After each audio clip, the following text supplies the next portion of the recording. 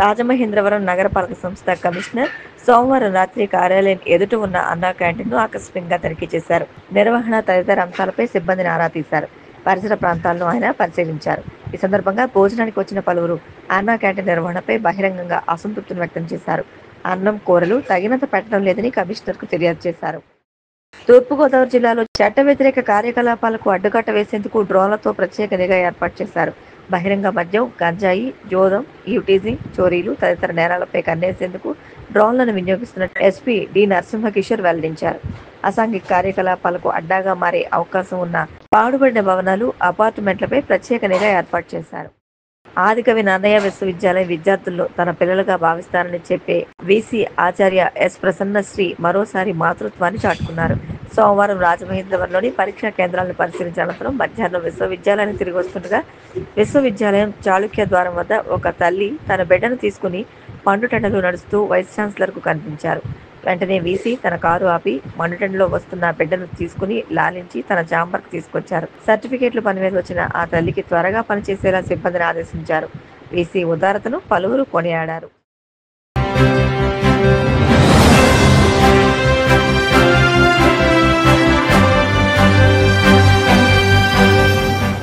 నమస్కారం, మీరు చూస్తున్నది సిసిసి డిజిటల్ 230 న్యూస్ బులెటిన్. ఈనాటి వార్తలకు ముందుగా ముఖ్యాంశాలు. రాష్ట్ర బీజేపీలో కార్యకర్తల హవా ప్రారంభమైందన్న కేంద్ర మంత్రి శ్రీనివాస్ వర్మ ఒక సాధారణ కార్యకర్తకు ఎంపీ టికెట్ ఇవ్వడంతో పాటు కేంద్ర మంత్రిని చేసిందని వెల్లడి. రాష్ట్రంలో మున్సిపాలిటీలను గత ప్రభుత్వం నిర్వీర్యం చేసిందన్న మంత్రి నారాయణ. గ్రీన్ కార్పొరేషన్ కూడా జగన్ సర్కార్ గాలికి వదిలేసిందని ధ్వజం. ప్రభుత్వ ఆసుపత్రుల ద్వారా పేదలకు మెరుగైన వైద్య సేవలు అందిస్తాం. వైద్య ఆరోగ్య శాఖ మంత్రి సత్యకుమార్ వెల్లడి. రైతుల వద్ద కొన్న కోకో గింజలను ప్రభుత్వమే కొనుగోలు చేయాలి. ఏలూరు కలెక్టరేట్ వద్ద ఆంధ్రప్రదేశ్ కోకో రైతుల సంఘం ఆధ్వర్యంలో ధర్నా. సామాన్య కార్యకర్తను ఎంపీగా, కేంద్ర మంత్రిగా చేయడం ద్వారా రాష్ట్ర బీజేపీలో కార్యకర్తల హవా ప్రారంభమైందని కేంద్ర ఉక్కు, భారీ పరిశ్రమల శాఖల సహాయ మంత్రి భూపతిరాజు శ్రీనివాస్ వర్మ అన్నారు. సామాన్య కార్యకర్తను ఎంపీగా, కేంద్ర మంత్రిగా చేయడం ద్వారా రాష్ట్ర బీజేపీలో కార్యకర్తల హవా ప్రారంభమైందని, తనతో పాటు జిల్లాలోని ప్రతి బీజేపీ కార్యకర్త కేంద్ర మంత్రి అని కేంద్ర ఉక్కు, భారీ పరిశ్రమల శాఖల సహాయ మంత్రి భూపతిరాజు శ్రీనివాస్ వర్మ అన్నారు. భారతీయ జనతా పార్టీ పశ్చిమ గోదావరి జిల్లా కమిటీ ఆధ్వర్యంలో భీమవరం ఆనంద ఇన్ ఫంక్షన్ హాల్లో జిల్లా బీజేపీ అధ్యక్షురాలు అయినంపూడి శ్రీదేవి అధ్యక్షతన ఆదివారం సాయంత్రం జిల్లా బీజేపీ విస్తృత స్థాయి కార్యకర్తల సమావేశం కేంద్ర మంత్రి భూపతిరాజు శ్రీనివాస్ వర్మ అభినందన సన్మాన కార్యక్రమం ఘనంగా నిర్వహించారు. ఈ కార్యక్రమంలో బీజేపీ రాష్ట్ర క్రమశిక్షణ సంఘం చైర్మన్ పాకా వెంకట సత్యనారాయణ, మాజీ MLC Vakati Narayana Reddy, BJP Narasapuram parliament convener Peruchella Subhash Raju, senior నాయకులు పివిఎస్ వర్మ, మాజీ జిల్లా అధ్యక్షుడు నారాయణ తాతాజీ, జిల్లా ప్రధాన కార్యదర్శులు అల్లూరి సాయి దుర్గరాజు, కోమటి రవికుమార్, భీమవరం నియోజకవర్గ కన్వీనర్ కాయితి సురేంద్ర, ఈతకోట తాతాజీ, కలిదిని వినోద్ వర్మ, పద్మావతి, పెద్ద సంఖ్యలో బీజేపీ నాయకులు, కార్యకర్తలు పాల్గొన్నారు.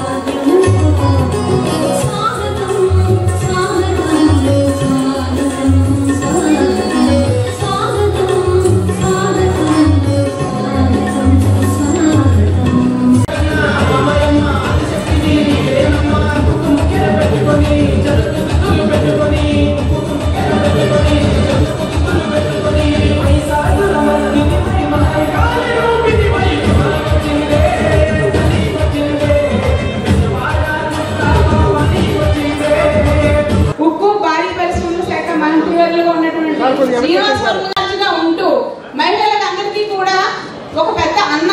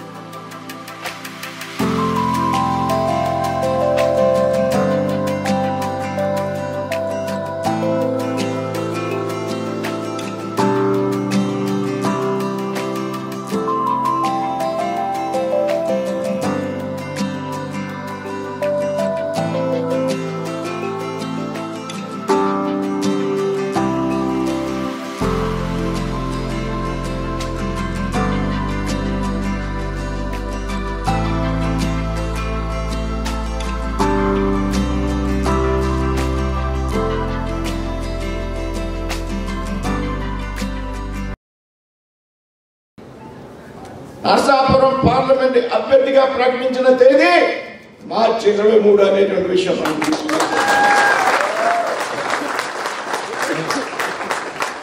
ఎవరైతే ఒక సామాన్య కార్యకర్త జాతీయ పార్టీ గుర్తించి అభ్యర్థిత్వం ఖరారు చేసినటువంటి రోజు ఈ మార్చి 23 అనేటువంటి సందర్భానికి నేను ఈ కార్యక్రమాన్ని అప్పుడు అంగీకరించాను. ఇది కార్యకర్తలు విజయం సాధించినటువంటి రోజు. పార్టీలోకి బడా పాశ్చిమాత్యవేత్తలు వచ్చి ఎన్నికల సమయంలో పార్టీ టికెట్లు తెచ్చుకొని నెగ్గితే పార్టీలో ఉండడం, ఓడిపోతే పార్టీ వెళ్ళిపోయేటువంటి పరిస్థితుల నుంచి ఒక సామాన్య కార్యకర్త బడా వ్యక్తులపై సాధించినటువంటి విజయం ఈ మార్చి 23 అనేటువంటి విషయం. అది రోజుకి వచ్చాయి. ప్రతి భారతీయ జనతా పార్టీ కార్యకర్త కూడా రొమ్ములు విరుచుకుని తిరిగినటువంటి రోజు మార్చి 23 అనేటువంటి విషయాన్ని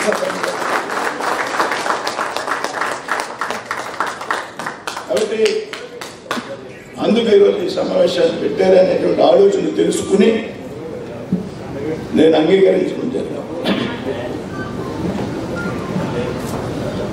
ఇలా వాస్తవంగా నేను పార్లమెంట్ సభ్యుని అయ్యాక, మంత్రిని అయ్యాక నాకు వచ్చినటువంటి వ్యక్తిగత ఇబ్బంది మీ అందరికీ కూడా తెలుసు. నేను మంత్రి అయిన మన్నాడే నా కుటుంబంలో ఒక దొరకట.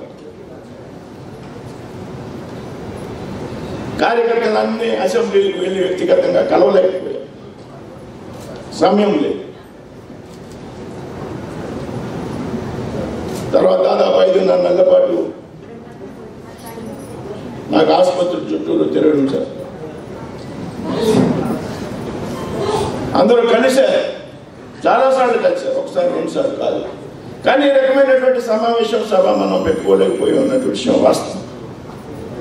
అందరూ కలవాలనుకుంటున్నారు, కలిసి మాట్లాడాలనుకుంటున్నారు, కలిసి గోల్ చేయాలనుకుంటున్నారు అనేటువంటి సందర్భంలో ఇవాళ సభ ఏర్పాటు చేయడం. ఆ తర్వాత కాలంలో 5 నెలల తర్వాత ఢిల్లీలో నేను అంతకుముందు పూర్తిగా సమయం లేకపోయాను. ఢిల్లీలో ఏ ఒక్క రోజు కూడా ఖాళీ ఉండేటువంటి పరిస్థితి ఉంది.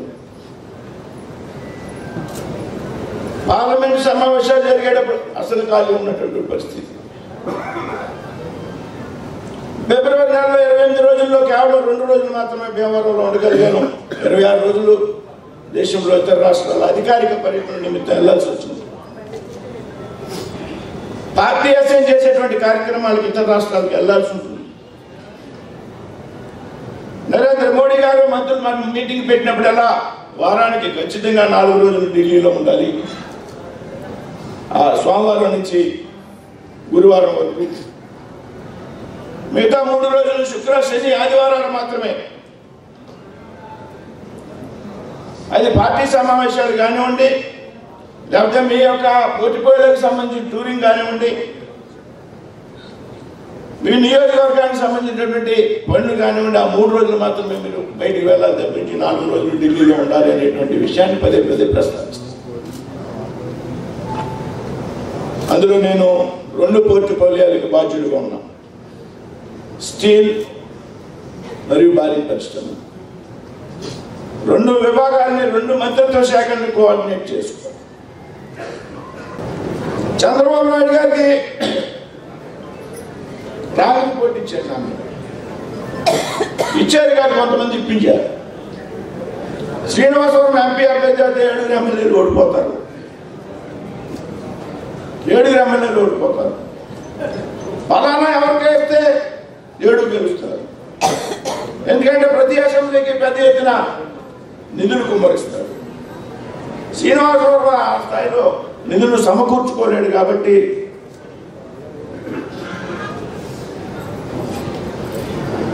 రాంగ్ ఫీడ్బ్యాక్ పెద్ద ఆయన ఇచ్చారు చంద్రబాబు నాయుడు. నన్ను అడిగారు, నాలుగోళ్ళు వచ్చినటువంటి సందర్భం. అందరూ కూడా పాపం అభ్యర్థులు చాలా బాగా మాట్లాడారు. శ్రీనివాస వర్మ మా అందరికన్నా సీనియర్ అండి రాజకీయాల్లో. 2 సార్లు 3 సార్లు శాసనసభ్యులు చేసినటువంటి వ్యక్తులు, మంత్రులుగా పనిచేసినటువంటి వ్యక్తులు కూడా శ్రీనివాస వర్మ అందరికన్నా రాజకీయాల్లో ముందున్నాడు. మేము రాజకీయాల్లోకి వచ్చేటప్పటికే శ్రీనివాస వర్మ రాజకీయాల్లో ఉన్నాడు. మంచి క్యారెక్టర్ ఉంది. పార్టీ కోసం ఆహర్నిశలో పనిచేశాడు. బీజేపీ కోసం నర్సాపురం టికెట్ బీజేపీకి ఇస్తే ఎంతకన్నా అర్హుడు లేడు, సమర్థుడు అని చెప్పి చివరిగా ముక్తాయింపు ఏం చెప్పేవారంటే పాప ఆయన దగ్గర డబ్బులు లేవండి, అదొకటే ఇబ్బంది అండి. మనిషి చాలా బ్రహ్మాండం అండి.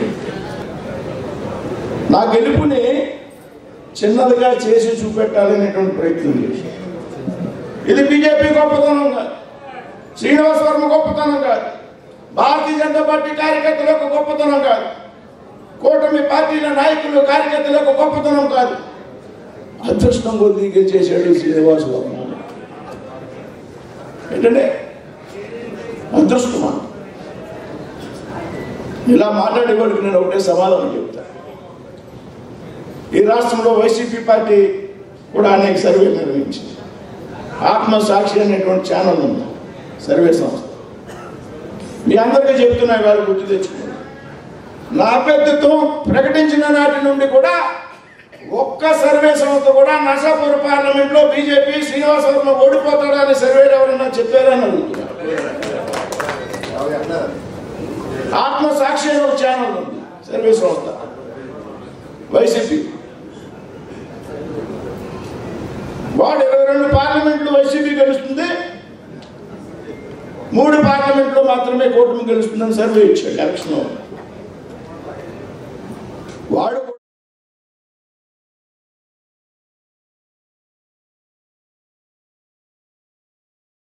నెల్లూరు పట్టణం ఎన్టీఆర్ నగర్లోని పార్కుల్లో అభివృద్ధి పనులను మంత్రి నారాయణ పరిశీలించారు.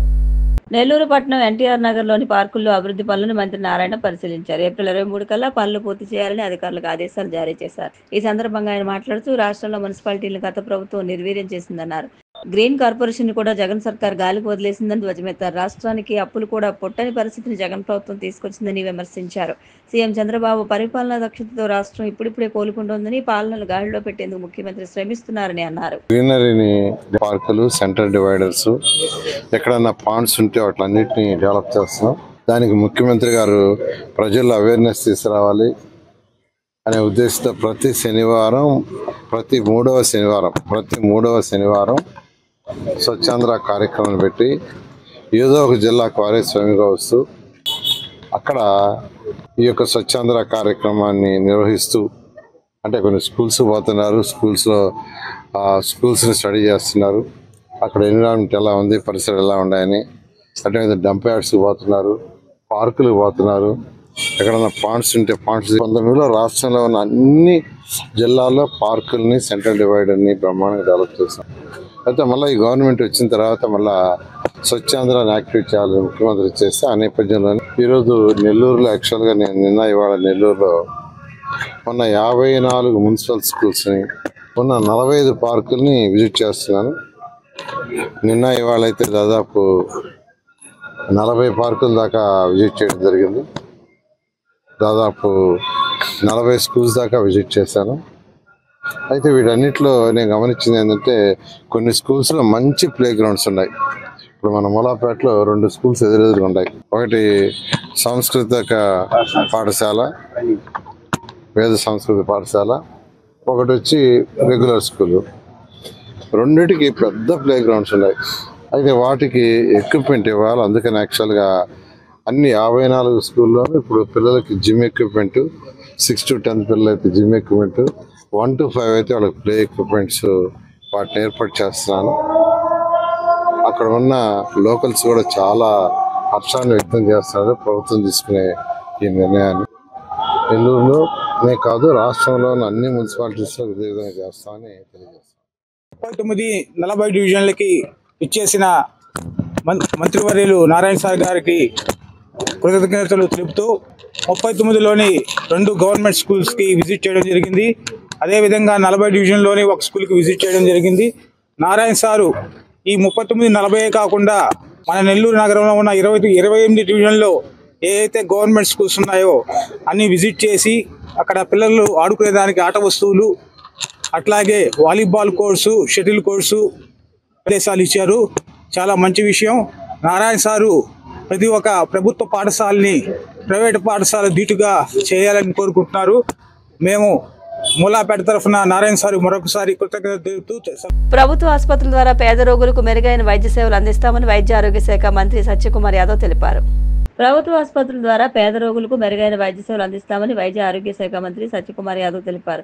గుంటూరులో ఆయన మీడియాతో మాట్లాడుతూ ప్రభుత్వ ఆసుపత్రుల్లో లివర్, గుండె ఆపరేషన్లు, క్యాన్సర్ స్క్రీనింగ్ పరీక్షలు చేస్తున్నట్లు చెప్పారు. ఆసుపత్రుల్లో వైద్యులు, సిబ్బంది ఖాళీలను త్వరలోనే భర్తీ చేస్తామన్నారు. మెరుగైన సౌకర్యాలు కల్పించి ప్రజల్లో విశ్వాసాన్ని పెంచుతామని ఆయన తెలిపారు.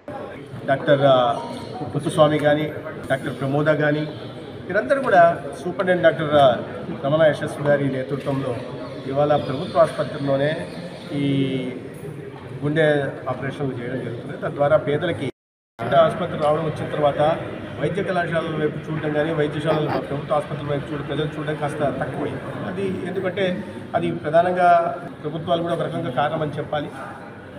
అనేక పథకాలు పెరిగిన కారణం. ఎందుకంటే ఇవాళ ఎన్టీఆర్ వైద్య సేవ లాంటి పథకాన్ని ప్రైవేట్ ఆసుపత్రులు కూడా అమలు చేస్తున్న కారణంగా 3250 ప్రొసీజర్లు అందిస్తున్న కారణంగా చాలామంది ప్రైవేట్ వైపు కూడా చూస్తున్నారు. ఆ పరిస్థితుల్లో మార్పు తీసుకురావాల్సిన అవసరం ఉంది. ప్రజల్లో ప్రభుత్వ ఆసుపత్రులు కోకో గింజల కొనుగోళ్లను కంపెనీ నిలిపివేయడంతో రైతులు తీవ్రంగా నష్టపోతున్నారని కోకో రైతులు ఆవేదన వ్యక్తం చేశారు. కోకో గింజల కొనుగోళ్లను కంపెనీలు నిలిపివేయడంతో రైతులు తీవ్రంగా నష్టపోతున్నారని కోకో రైతులు ఆవేదన వ్యక్తం చేశారు. ఆంధ్రప్రదేశ్ కోకో రైతుల సంఘం రాష్ట్ర కమిటీ పిలుపు మేరకు ఏలూరు కలెక్టరేట్ వద్ద ధర్నా నిర్వహించారు. రైతుల వద్ద కొన్న కోకో గింజలను ప్రభుత్వమే కొనుగోలు చేసి ఆదుకోవాలని నినాదాలు చేశారు. అనంతరం స్పందన కార్యక్రమంలో జిల్లా రెవెన్యూ అధికారికి వినతి పత్రం అందజేశారు. ఇవాళ ఏలూరు కలెక్టరేట్ ముందు కోకో రైతులందరూ కూడా ధర్నా చేయడం జరిగింది. మొన్న జరిగిన కోకో రైతుల రాష్ట్ర సదస్సు సందర్భంగా ఆంధ్రప్రదేశ్ కోకో రైతు సంఘం ఈరోజు రేపు రాష్ట్ర వ్యాప్తంగా అన్ని మండలాల్లో కూడా పెద్ద ఎత్తున ధర్నాలు, రాస్తారోకో కార్యక్రమాలు చేయాలని చెప్పేసి పిలిపివ్వడం జరిగింది. అందులో భాగంగా ఈరోజు ఏలూరు కలెక్టరేట్ ముందు కూడా కోకో రైతులందరూ కూడా ధర్నా చేసి ఇవాళ అధికారులకు వినతిపత్రం కూడా ఇవ్వడం జరిగింది. ప్రధానంగా ఇవాళ కోకో గింజలు కొనుగోలు చేయకపోవడం వల్ల, కంపెనీలు ఇష్టారాజ్యంగా వ్యవహరించడం వల్ల, కంపెనీలు సిండికేట్గా మారిపోవడం వల్ల ఇవాళ కోకో రైతులు తీవ్రంగా నష్టపోతూ ఉన్నారు. ప్రధానంగా లక్ష రూపాయలు పెట్టుబడి పెట్టి కౌలు తీసుకున్న కోకో కౌలు తీసుకున్న కౌలు రైతులు ఇవాళ పెద్ద ఎత్తున నష్టపోవాల్సిన పరిస్థితి ఏర్పడింది. ఇవాళ కనీసమైన పెట్టుబడి కూడా వచ్చే పరిస్థితి కనబడట్లేదు. మరి ఇట్లాంటి పరిస్థితుల్లో కోకో రైతులు తీవ్రంగా నష్టపోతున్నా సరే ఇవాళ అధికార యంత్రాంగం, ప్రభుత్వం ఇవాళ ఆలస్యం చేస్తూ ఉన్నారు, తాసాలు చేస్తూ ఉన్నారు. గత నెల రోజులుగా మేము కోకో రైతులందరూ కూడా రోడ్లెక్కి ఆందోళన చేస్తూ ఉన్నాం, పోరాటం చేస్తూ ఉన్నాం. అయినా సరే ప్రభుత్వం వైపు నుంచి ఇంతవరకు కనీసమైన స్పందన రావలేదు. ఇంకా లెక్కలు తీసుకోవడం, ఇంకా అధికారులు చర్చించుకోవడం జరుగుతూ ఉంది తప్ప గింజలు కొనుగోలు చేయకపోతే ఆ గింజలు కూడా అన్సీజన్ గింజలు క్వాలిటీ లేదంటున్నారు. మరింత క్వాలిటీ తగ్గిపోయే ప్రమాదం కూడా ఉన్నది. రెండోది రైతులు కూడా తీవ్రంగా నష్టపోయే పరిస్థితి ఉన్నది. ఇవాళ ఒక పెదవేగి మండలంలోనే 500 టన్నుల పైగా కోకో గింజలు, అన్సీజన్ గింజలు రైతుల దగ్గర ఉండిపోయినాయంటే ఎంత దారుణమైన పరిస్థితి ఉందో మనకు అర్థమవుతూ ఉంది. మరి ఇట్లాంటి పరిస్థితుల్లో కోకో గింజలు కొనుగోలు చేసే దానికోసం ప్రభుత్వం వెంటనే చర్యలు తీసుకోవాలి. కంపెనీలు కొనుగోలు చేయకపోతే రాష్ట్ర ప్రభుత్వమే కోకో గింజలు కొనుగోలు చేయాలని చెప్పేసి మేము కోరుతా ఉన్నాం. ఇవాళ రాష్ట్ర ప్రభుత్వం అవసరమైతే ధరల స్థిరీకరణ పథకాన్ని వర్తింపజేసి కంపెనీలు కొన్న గింజలు తక్కువ రేటు కొంటే దానికి ధరల స్థిరీకరణ పథకం ద్వారా వ్యత్యాసం ద్వారా రైతులు చెల్లించైనా సరే ఇవాళ ప్రభుత్వం ఆదుకోవాలని చెప్పేసి మేము రైతు సంఘం తరఫున డిమాండ్ చేస్తూ ఉన్నాం. ఇవాళ కోకో రైతు సంఘంగా ఈరోజు రేపు పెద్ద ఎత్తున ఆందోళన చేస్తూ ఉన్నాం కాబట్టి ఎప్పటికైనా ప్రభుత్వం స్పందించాలని చెప్పేసి కోరుతా ఉన్నాం. విదేశీ కోకో గింజల దిగుమతులు నిలుపుదల చేయాలని చెప్పేసి విజ్ఞప్తి చేస్తూ ఉన్నాం. అంతేకాకుండా కంపెనీలు సిండికేట్గా మారే విధానాన్ని అరికట్టాలని చెప్పేసి కోరుతా ఉన్నాం. అంతేకాకుండా ఇవాళ కోకో గింజలకి కనీసమైన ధరలు వచ్చే విధంగా మద్దతు ధరలు ప్రకటించాల్సిన అవసరం ఉందని చెప్పేసి కూడా భావిస్తూ ఉన్నాం. కాబట్టి కోకో రైతుల యొక్క సమస్యలు చర్చించి పరిష్కారం కోసం అన్ని రకాల చర్యలు ప్రభుత్వం అంటే తీసుకోకపోతే ఈ ఆందోళన, ఈ పోరాటం మరింత ఉధృతం అవుతుందని చెప్పేసి కూడా ఈ సందర్భంగా మేము తెలియజేస్తా ఉన్నాం. వార్తలు ముగించే ముందు ముఖ్యాంశాలు మరొకసారి. రాష్ట్ర బీజేపీలో కార్యకర్తల హవా ప్రారంభమైందన్న కేంద్ర మంత్రి శ్రీనివాస్ వర్మ. ఒక సాధారణ కార్యకర్తకు ఎంపీ టికెట్ ఇవ్వడంతో పాటు కేంద్ర మంత్రిని చేసిందని వెల్లడి. రాష్ట్రంలో మున్సిపాలిటీలను గత ప్రభుత్వం నిర్వీర్యం చేసిందన్న మంత్రి నారాయణ. గ్రీన్ కార్పొరేషన్ కూడా జగన్ సర్కార్ గాలికి వదిలేసిందని ధ్వజం. ప్రభుత్వ ఆసుపత్రుల ద్వారా పేదలకు మెరుగైన వైద్య సేవలు అందిస్తాం, వైద్య ఆరోగ్య శాఖ మంత్రి సత్యకుమార్ వెల్లడి. రైతుల వద్ద కొన్న కోకో గింజలను ప్రభుత్వమే కొనుగోలు చేయాలి. ఏలూరు కలెక్టరేట్ వద్ద ఆంధ్రప్రదేశ్ కోకో రైతుల సంఘం ఆధ్వర్యంలో ధర్నా. CCC డిజిటల్ 230 న్యూస్ బులెటిన్ ఇంతటితో సమాప్తం. నమస్కారం.